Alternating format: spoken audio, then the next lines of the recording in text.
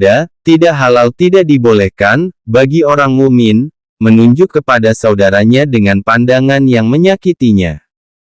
Nabi bersabda, tidak halal tidak dibolehkan, bagi orang muslim, menakut-nakuti sesama muslim. Nabi bersabda, sesungguhnya duduk-duduklah dua orang yang duduk-duduk dengan amanah Allah Azza wa Jalla. Maka tidak halal tidak dibolehkan, bagi salah seseorang menyiarkan terhadap temannya, apa yang tidak disukainya. Sebahagian mereka mengumpulkan tanda-tanda kebagusan akhlak, lalu mengatakan, orang yang bagus akhlak itu, banyak malu, sedikit menyakiti orang, banyak perbaikan, lidah banyak yang benar, sedikit bicara, banyak kerja, sedikit terperosok, sedikit hal-hal yang tidak perlu, berbuat baik, penyambung silaturahim, lemah lembut, penyabar, banyak berterima kasih, bersyukur, rela kepada apa yang ada, dapat mengendalikan diri ketika marah, kasih sayang, dapat menjaga diri dan murah hati kepada fakir miskin. Tidak mengutuk orang, tidak suka memaki, tidak menjadi lalat merah, suka menceritakan kekurangan orang, tidak mencaci orang, tidak tergesa-gesa dalam pekerjaan, tidak pendengki, tidak kikir, tidak penghasut, manis muka, bagus lidah, mencintai pada jalan Allah, benci karena Allah, rela karena Allah dan marah karena Allah. Itulah orang yang bagus akhlak. Ditanyakan kepada Rasulullah tentang tanda orang mukmin dan orang munafik, maka beliau menjawab, orang mukmin itu, cita-citanya pada salat, puasa dan ibadah. Dan orang munafik, cita-citanya pada makan dan minum, seperti binatang ternak. Hatim al-Asyam berkata, orang mukmin itu sibuk dengan pemikiran dan pemerhatian. Dan orang munafik itu sibuk dengan loba dan angan-angan. Orang mukmin itu tidak mengharap pada seseorang, selain pada Allah. Dan orang munafik itu mengharap pada tiap-tiap orang, selain Allah. Orang mukmin itu tidak merasa takut pada semua orang, selain pada Allah. Dan orang munafik itu takut pada semua orang, selain pada Allah. Orang mukmin itu memandang ringan hartanya, tidak agamanya. Dan orang munafik itu memandang ringan agamanya, tidak hartanya. Orang mukmin itu berbuat baik, berbuat ihsan, dan menangis. Dan orang munafik itu berbuat jahat dan ketawa. Orang mukmin itu menyukai menyendiri, khilwah dan sendirian. Dan orang munafik itu menyukai bercampur baur dan orang banyak. Orang mukmin itu menanam dan takut kepada kerusakan. Dan orang munafik itu mencabut dan mengharap akan panen. Orang mukmin itu menyuruh dan melarang untuk siasah, mengatur dan memimpin, lalu ia memperbaiki. Dan orang munafik itu menyuruh dan melarang untuk riasah, menjadi kepala, lalu merusak. Yang paling utama ujian baiknya akhlak, ialah sabar atas kesakitan dan tahan atas kekasaran orang. Siapa yang mengadu dari buruknya akhlak orang lain, niscaya yang demikian itu menunjukkan kepada buruk akhlaknya. Karena baiknya akhlak itu tahan kesakitan. Diriwayatkan bahwa Rasulullah pada suatu hari berjalan kaki bersama Anas bin Malik. Lalu bertemu dengan seorang Arab dusun. Maka ditariknya selimut Nabi dengan keras dan pada diri Nabi baju Najran, berasal dari negeri Najran Yaman, yang tebal pinggirnya. Anas menerangkan, lalu aku melihat leher Rasulullah, telah membekas pinggir baju itu, lantaran keras tarikannya. Orang Arab dusun itu berkata, hai Muhammad, berilah kepadaku harta Allah yang ada padamu. Lalu Rasulullah menoleh kepadanya seraya tersenyum. Kemudian, beliau menyuruh memberikannya. Sewaktu orang Quraisy banyak menyakiti Nabi dan memukulinya, beliau berdoa, ada yang mengatakan, bahwa Nabi mengucapkan ini pada hari perang Uhud.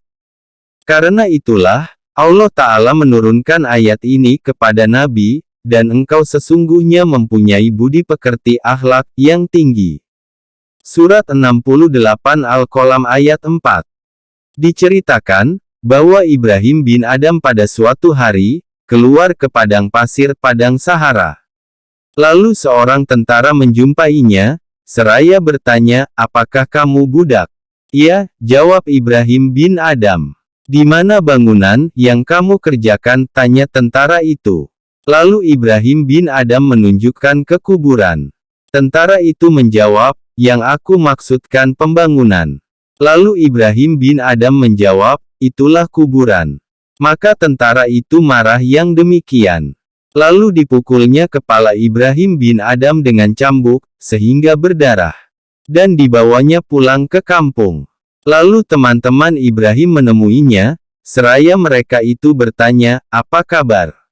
Lalu tentara itu menerangkan kepada mereka, apa yang dijawab oleh Ibrahim bin Adham.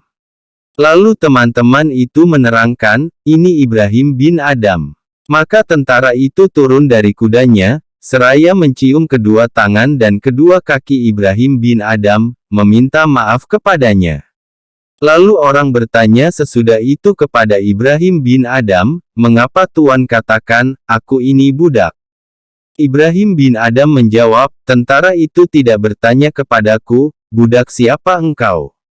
Tetapi ia bertanya, engkau budak. Lalu aku menjawab, ya, karena aku budak hamba Allah. Tatkala ia memukul kepalaku, aku bermohon kepada Allah, agar untuknya sorga. Lalu orang bertanya, bagaimana begitu, sedang ia telah menganiaya Tuan? Ibrahim bin Adham menjawab, aku tahu, bahwa aku mendapat pahala, terhadap apa yang diperbuatnya pada diriku. Aku tidak menghendaki bahwa nasibku yang kuperoleh daripadanya itu baik, sedang nasibnya yang diperolehnya daripadaku itu buruk. Abu Usman al-Hiyari diundang pada suatu undangan. Dan yang mengundang itu ingin mencobanya. Setelah Abu Usman tiba di tempatnya, lalu pengundang itu berkata, saya tidak mempunyai maksud apa-apa. Lalu Abu Usman pulang kembali. Setelah ia pergi dan belum begitu jauh, maka diundangnya kali kedua. Lalu pengundang itu berkata, ya Tuan Guru, pulanglah. Lalu Abu Usman pulang. Kemudian diundangnya lagi kali ketiga, seraya ia berkata, pulanglah menurut yang diharuskan oleh waktu. Abu Usman lalu kembali. Sewaktu sampai di pintu, lalu pengundang itu mengatakan seperti perkataannya pertama. Maka Abu Usman pun kembali. Kemudian datang lagi kali keempat, lalu kembali lagi. Sampai pengundang itu memperlakukan demikian beberapa kali. Dan Abu Usman tidak berubah sikapnya dari yang demikian. Lalu pengundang itu bertekuk lutut pada dua kaki Abu Usman, seraya berkata, ya Tuan Guru. Sesungguhnya aku bermaksud, mencoba Tuan. Alangkah bagusnya akhlak Tuan. Abu Usman menjawab, apa yang engkau lihat daripadaku itu, adalah perangai anjing. Anjing itu sesungguhnya apabila dipanggil, ia datang. Dan apabila digertak, ia pergi. Diriwayatkan pula tentang Abu Usman itu, bahwa pada suatu hari ia melintasi suatu jalan, lalu dicampakkan orang suatu panci abu ke atasnya. Lalu Abu Usman turun dari kendaraannya dan beliau bersujud syukur. Kemudian, beliau membuang abu itu dari kainnya. Dan tiada mengatakan sesuatu pun. Lalu orang bertanya kepadanya, mengapa tidak Tuan bentak mereka itu? Abu Usman menjawab, orang yang mustahak, yang layak dimiliki api, lalu didamaikan dengan abu, maka tidak boleh ia marah. Diriwayatkan, bahwa Ali bin Musa ar-Ritlah, warnanya condong kepada hitam, karena ibunya hitam. Dan di Naisabur ada sebuah sumur mandi, hamam, dekat pintu rumahnya. Apabila ia bermaksud masuk hamam itu, lalu penjaga hamam mengosongkan dari orang lain.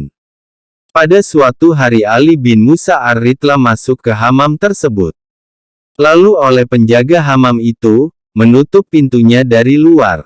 Dan penjaga itu pergi karena sesuatu keperluan. Lalu datanglah seorang rustak ke pintu hamam, lalu dibukanya dan ia masuk dan membuka pakaiannya. Lalu ia masuk ke hamam. Maka dilihatnya Ali bin Musa ar-Ritlah. Dan disangkanya salah seorang pelayan Hammam. Orang Rustak itu berkata kepada Ali bin Musa Ar-Ritlah, bangun dan bawalah air kepadaku. Ali bin Musa lalu berdiri dan mematuhi semua yang disuruh oleh orang tersebut. Kemudian penjaga Hammam itu kembali dan melihat pakaian orang Rustak itu dan mendengar kata-katanya kepada Ali bin Musa Ar-Ritlah. Maka ia pun takut dan melarikan diri, meninggalkan kedua orang itu di situ. Sewaktu Ali bin Musa keluar dari Hammam, lalu menanyakan tentang penjaga Hammam. Maka orang mengatakan kepadanya, bahwa penjaga itu takut tentang apa yang telah terjadi, lalu ia melarikan diri. Ali bin Musa menjawab, tiada seyogyanya ia melarikan diri. Sesungguhnya dosa adalah bagi orang yang meletakkan airnya pada budak wanita hitam. Diriwayatkan bahwa Abu Abdillah Al-Hayat penjahit duduk pada tokonya. Ia mempunyai seorang pekerja majusi beragama Zoroaster yang dipekerjakannya pada menjahit. Apabila orang majusi itu telah menjahit sesuatu lalu dibawanya kepada Abu Abdillah beberapa uang dirham buruk. Abu Abdillah mengambil uang itu dari orang majusi tersebut. Dan tidak diberitahukannya yang demikian dan tidak dikembalikannya kepadanya. Pada suatu hari kebetulan terjadi, bahwa Abu Abdillah pergi untuk suatu keperluan. Maka datanglah orang majusi itu. Ketika tidak didapatinya Abu Abdillah di situ, lalu diserahkannya ongkos menjahit itu kepada murid Abu Abdillah. Dan ia minta kembali pakaian yang telah dijahitnya. Dan itu adalah dirham buruk. Tatkala murid tadi melihat uang tersebut, lalu diketahuinya, bahwa itu uang buruk. Maka dikembalikannya kepada orang majusi itu. Setelah kembali Abu Abdillah, lalu murid itu menceritakannya yang demikian. Maka Abu Abdillah menjawab, tidak baik yang engkau perbuat itu. Orang majusi ini memperlakukan aku dengan perlakuan demikian, sejak setahun yang lalu. Aku sabar dan aku ambil dirham itu daripadanya. Aku lemparkan dalam sumur, supaya tidak tertipu dengan dirham itu, orang Islam. Abu Yusuf bin Asbat berkata, tanda kebagusan akhlak itu 10 perkara, sedikit perselisihan, baik keinsyafan, meninggalkan mencari kesalahan, memandang baik apa yang nyata dari kejahatan, meminta maaf, menanggung kesakitan, kembali mencaci diri sendiri, sendirian dengan mengetahui kekurangan diri sendiri, tidak kekurangan orang lain, jernih muka untuk orang kecil dan orang besar dan lemah lembut perkataan, terhadap orang yang di bawahnya dan orang yang di atasnya. Ditanyakan soal tentang kebagusan akhlak, lalu ia menjawab, sekurang-kurangnya menanggung kesakitan, meninggalkan meminta pembalasan, meminta rahmat kepada orang zalim, meminta ampun dosa orang zalim itu, dan kasih sayang kepadanya. Ditanyakan kepada Ahnaf bin Qais, dari siapakah Anda belajar sifat lemah lembut? Ahnaf bin Qais menjawab, dari Qais bin Hashim. Lalu ditanyakan lagi, sampai di mana kelemah lembutannya itu? Ahnaf bin Qais menjawab, pada waktu ia sedang duduk di rumahnya, lalu datanglah budak wanitanya membawa besi tempat pembakar daging, yang berisi daging bakar. Lalu jatuhlah besi itu dari tangannya, dan terjatuh atas puteranya yang masih kecil. Lalu meninggal. Lalu budak wanita itu gugup. Maka ia berkata kepada budaknya, engkau tak usah gugup. Engkau merdeka karena Allah Ta'ala. Ada yang mengatakan, bahwa Uwais Al-Qarani, apabila dilihat oleh anak-anak, lalu dilemparinya dengan batu. Ia berkata kepada anak-anak itu, hai saudaraku, jikalau tak boleh tidak demikian, maka lemparilah aku dengan batu-batu kecil, sehingga kamu tidak membuat betisku berdarah. Lalu kamu mencegah aku daripada salat. Seorang laki-laki memaki Ahnaf bin Qais. Dan Al-Ahnaf tidak menjawabnya. Ia mengikuti laki-laki itu. Dan sewaktu telah dekat dengan kampung, lalu Ahnaf berhenti, seraya berkata, kalau masih ada pada dirimu sesuatu, maka katakanlah. Supaya tidak didengar nanti oleh sebagian orang-orang bodoh kampung ini. Nanti disakitinya engkau. Diriwayatkan, bahwa Ali memanggil seorang budak pria. Budak itu tidak menyahut, lalu dipanggilnya kali kedua dan ketiga. Tidak juga menyahut. Lalu Ali pergi kepadanya, maka dilihatnya budak itu sedang berbaring. Lalu ia bertanya, apakah tidak engkau dengar, wahai budak? Budak itu menjawab, ada. Lalu Ali bertanya, apakah yang mendorong engkau, untuk tidak menyahut panggilanku? Budak itu menjawab, aku merasa aman daripada siksaanmu, lalu aku bermalas-malas. Maka Ali menyambung, kalau begitu, pergilah. Engkau merdeka karena Allah Ta'ala. Seorang wanita berkata kepada Malik bin Dinar, hai orang yang ria. Malik bin Dinar menjawab, hai wanita ini. Engkau dapati namaku yang dipandang sesat oleh penduduk kota Basrah. Yahya bin Ziyad al-Harisi mempunyai seorang budak jahat. Lalu orang bertanya kepadanya, mengapa engkau pegang tidak engkau lepaskan budak itu? Yahya menjawab, untuk aku pelajari lemah lembut padanya. Maka inilah jiwa-jiwa yang telah dihinakan dengan latihan, lalu lulus akhlaknya dan bersih batinnya daripada tipuan, kungkungan dan dengki. Maka membuahkan ridla dengan semua yang ditakdirkan oleh Allah Ta'ala. Itulah kebagusan akhlak tingkat kesudahan. Orang yang tidak menyukai dan tidak rela dengan perbuatan Allah Ta'ala, adalah orang yang paling buruk akhlaknya. Mereka itu telah menampak tanda-tanda pada zahiriahnya, sebagaimana telah kami sebutkan dahulu. Orang-orang yang tidak menjumpai tanda-tanda pada dirinya, maka tiada seyogyanya tertipu dengan dirinya. Lalu menyangka bagus akhlaknya. Tetapi seyogyalah menggunakan waktu dengan latihan riyatlah dan bersungguh-sungguh, sehingga ia sampai kepada derajat kebagusan akhlak. Itulah derajat tinggi, yang tidak dicapai, selain oleh orang-orang yang mendekatkan diri kepada Allah, orang-orang muqarrabun, dan orang-orang sidik, yang membenarkan Allah. Penjelasan, jalan melatih anak-anak pada permulaan lahirnya, cara menyopankan dan membaguskan akhlaknya. Ketahuilah, bahwa jalan pada melatih anak-anak itu, termasuk urusan yang sangat penting dan sangat kuat perlunya. Anak kecil adalah amanah pada ibu bapaknya. Hatinya yang suci adalah mutiara yang amat berharga, halus, kosong dari semua ukiran dan gambaran. Ia menerima untuk semua yang diukirkan, dan condong kepada semua yang dicondongkan kepadanya. Kalau anak itu membiasakan kebaikan dan mengetahui kebaikan, niscaya ia tumbuh di atas kebaikan. Ia berbahagia di dunia dan di akhirat. Ibu bapaknya, semua guru dan pendidiknya, sama-sama berkongsi pada pahala anak itu. Kalau ia membiasakan kejahatan dan ia disia-siakan seperti disia-siakan binatang ternak, niscaya anak itu celaka dan binasa. Dan dosa itu adalah pada leher orang yang mengurus dan walinya. Allah Azza wa Jalla berfirman, hai orang-orang yang beriman, peliharalah dirimu dan kaum keluargamu dari api neraka. Surat 66 At-Tahrim ayat 6. Bagaimanapun bapak itu memelihara anaknya dari neraka dunia, maka lebih utama lagi memeliharanya dari neraka akhirat.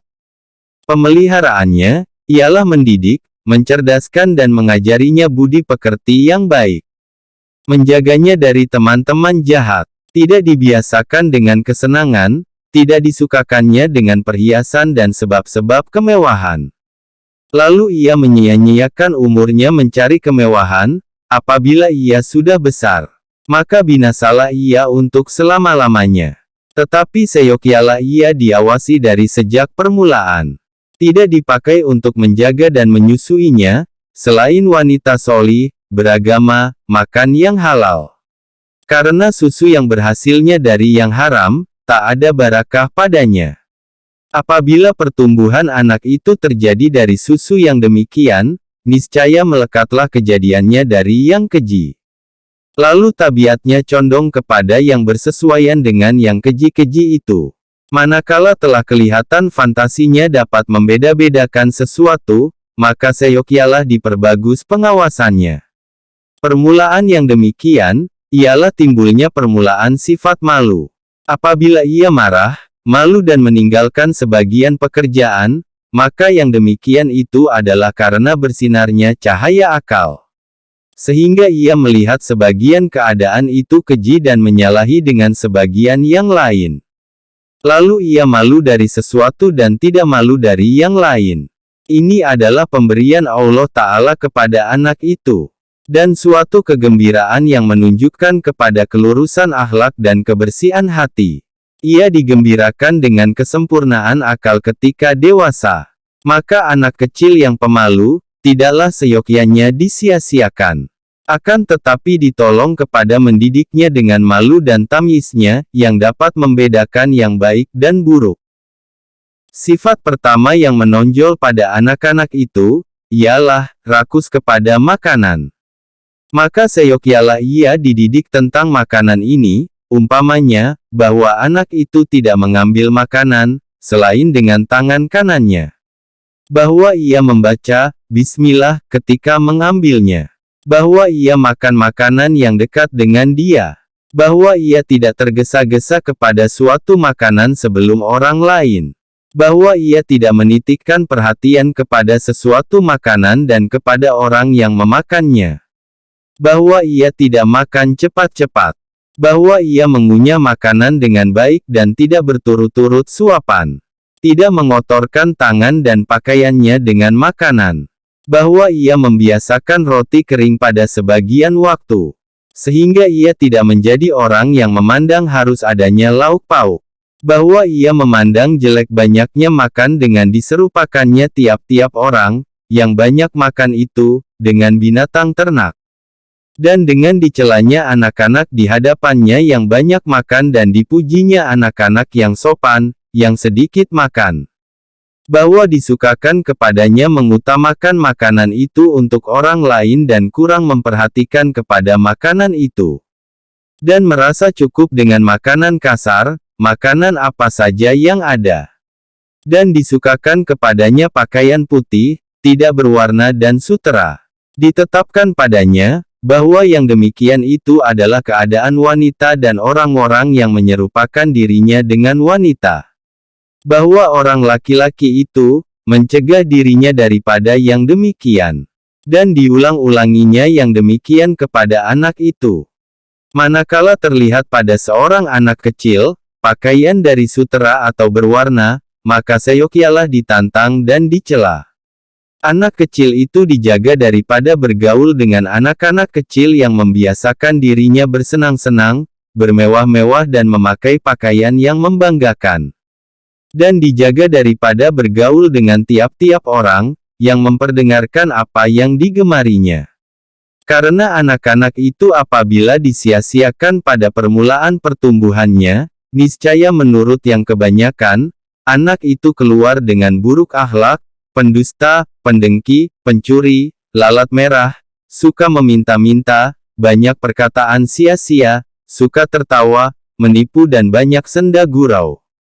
Sesungguhnya yang demikian itu, dapat dijaga dengan baiknya pendidikan. Kemudian disibukkan dia di madrasah. Maka ia mempelajari Al-Quran, hadis-hadis yang mengandung cerita-cerita riwayat dan hal ihwal orang baik-baik. Supaya tertanam dalam jiwanya kecintaan kepada orang-orang solih. Anak-anak itu dijaga daripada membaca syair-syair pantun-pantun, yang di dalamnya disebutkan asyik wal masyuk urusan seks dan orang-orangnya. Dan dijaga daripada bergaul dengan orang-orang sastrawan, yang mendakwakan bahwa yang demikian itu, termasuk perbuatan senda gurau dan kehalusan tabiat. Sesungguhnya yang demikian itu, akan menanamkan bibit kerusakan dalam hati anak-anak. Kemudian, manakala telah lahir kelakuan baik dan perbuatan terpuji pada seorang anak, maka seyogialah dimuliakan dan diberi ganjaran, dengan yang menggembirakannya. Dan dipuji di muka orang banyak. Kalau pada sebagian keadaan, pada suatu kali anak itu menyalahi yang demikian, maka seyogialah tidak diperhatikan, seolah-olah tidak diketahui. Tidak dirusakkan tutupnya dan tidak dibuka-bukakan. Dan tidak tampak bagi anak itu, bahwa tergambar baginya, ada seseorang yang berani melakukan seperti itu. Lebih-lebih apabila anak itu sendiri menutupinya dan bersungguh-sungguh menyembunyikan. Karena melahirkan yang demikian itu kepadanya, kadang-kadang membawa anak itu kepada keras kepala. Sehingga tidak peduli lagi dengan terbukanya keadaan itu. Maka ketika demikian, kalau diulanginya kali kedua, niscaya seyogialah dicela secara berbisik dan dibesar-besarkan hal itu. Dan dikatakan kepadanya, awas, bahwa engkau ulangi lagi sesudah itu yang seperti ini. Dan bahwa dilihat orang kepada engkau, tentang hal yang seperti ini. Lalu tersiarlah keburukanmu di antara orang banyak. Janganlah engkau membanyakkan perkataan terhadap anak itu dengan celaan, pada setiap waktu. Karena yang demikian itu, memudahkan baginya mendengar cacian dan perbuatan yang keji-keji. Dan hilanglah pengaruh perkataan itu pada hatinya. Hendaklah orang tua itu, menjaga pengaruh perkataannya dengan anak. Tidak mengejek anaknya, kecuali sewaktu-waktu. Ibu mempertakutkan anaknya kepada bapak dan menggertaknya daripada perbuatan keji. Seyogialah anak itu dilarang tidur siang hari, karena membawa kepada kemalasan. Dan tidak dilarang tidur pada malam hari. Akan tetapi dilarang pada tempat tidur yang empuk. Sehingga keraslah anggota tubuhnya dan tidak gemuk badannya. Maka ia tidak sabar kalau tidak ada kesenangan. Akan tetapi ia membiasakan dengan tempat tidur, pakaian dan makanan kasar. Seyogialah dilarang, dari setiap perbuatan yang diperbuatnya dengan sembunyi-sembunyi. Sesungguhnya tidak disembunyikannya suatu perbuatan, kecuali diyakininya bahwa perbuatan itu keji. Maka apabila telah dibiasakannya demikian, niscaya ia akan meninggalkan perbuatan keji. Anak itu dibiasakan pada sebagian waktu di siang hari, dengan jalan-jalan, gerak badan dan olahraga. Sehingga ia tidak menjadi malas.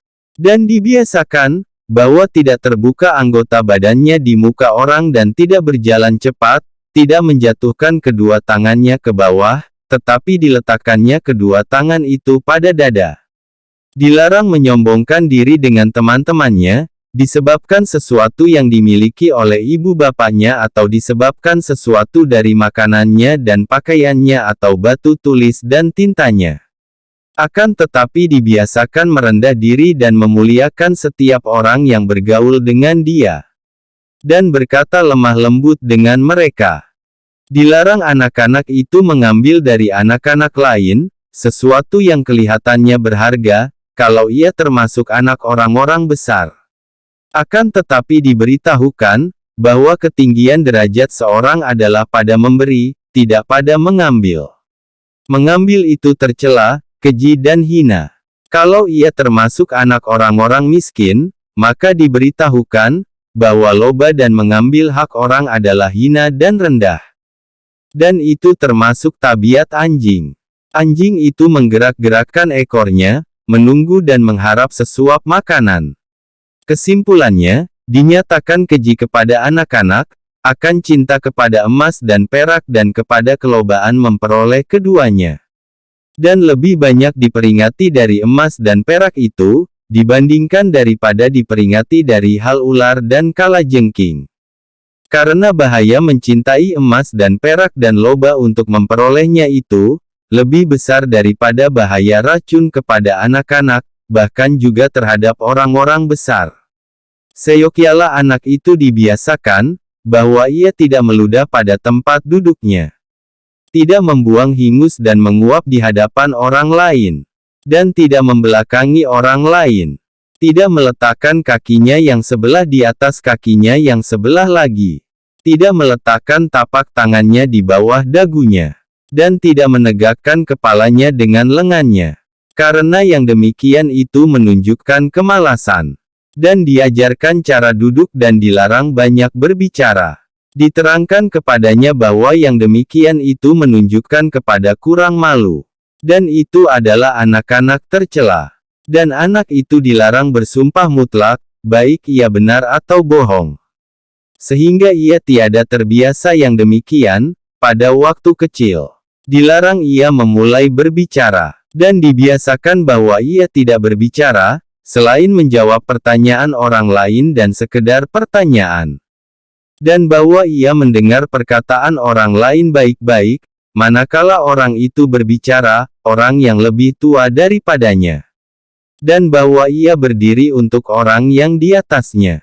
Dan bahwa ia meluaskan tempat duduk untuknya. Dan duduk di hadapannya. Dilarang anak-anak itu dari perkataan sia-sia, yang keji, dari mengutuk, memaki dan bergaul dengan orang yang lidahnya selalu berbuat demikian. Karena tidak dapat dibantah, bahwa yang demikian itu akan menjalar dari teman-teman jahat.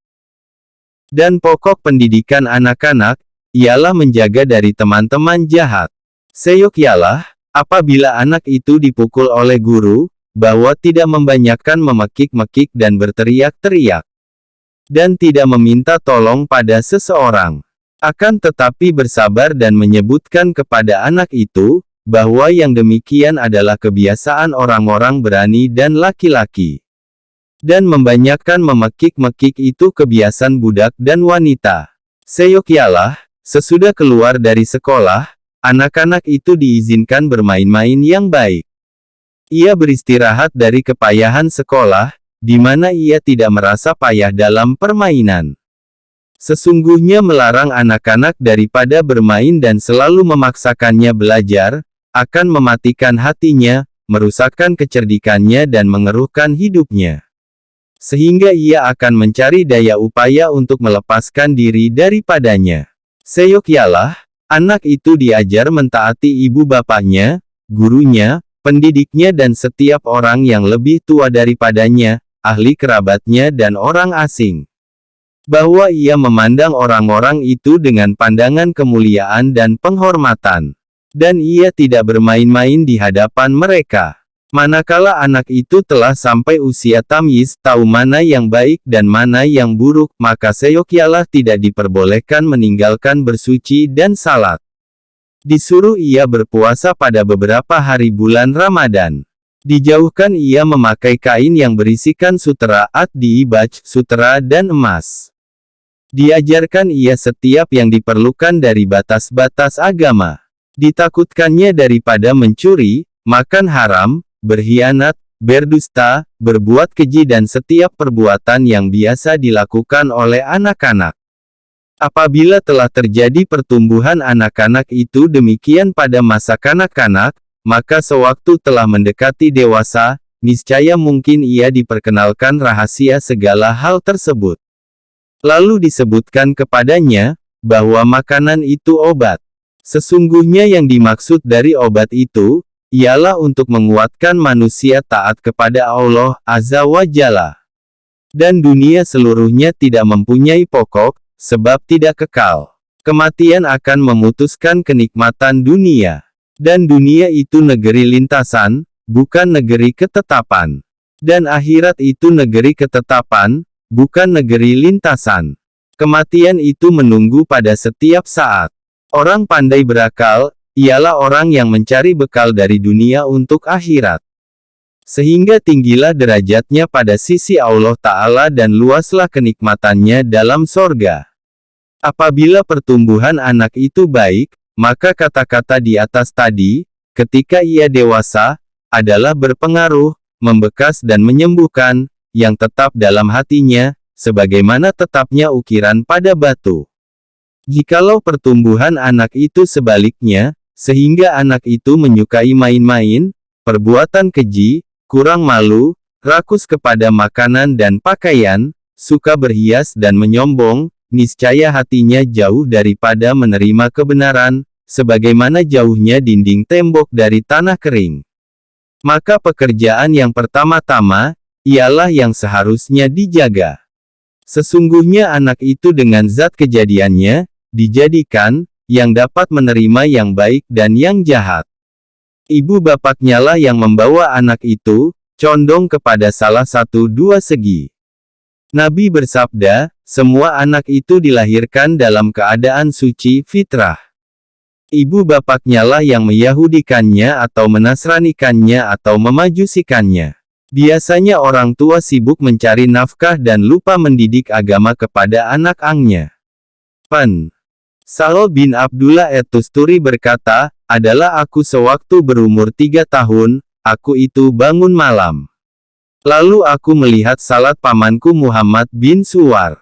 Pada suatu hari, ia berkata kepadaku, tidakkah engkau mengingati Allah yang menjadikan engkau? Lalu aku bertanya, bagaimana aku mengingatinya? Pamanku menjawab, katakanlah dengan hatimu, ketika kamu berbalik-balik dalam pakaianmu, 3 kali, tanpa kamu menggerakkan lidahmu, Allah bersamaku, Allah memandang kepadaku, Allah menyaksikan aku.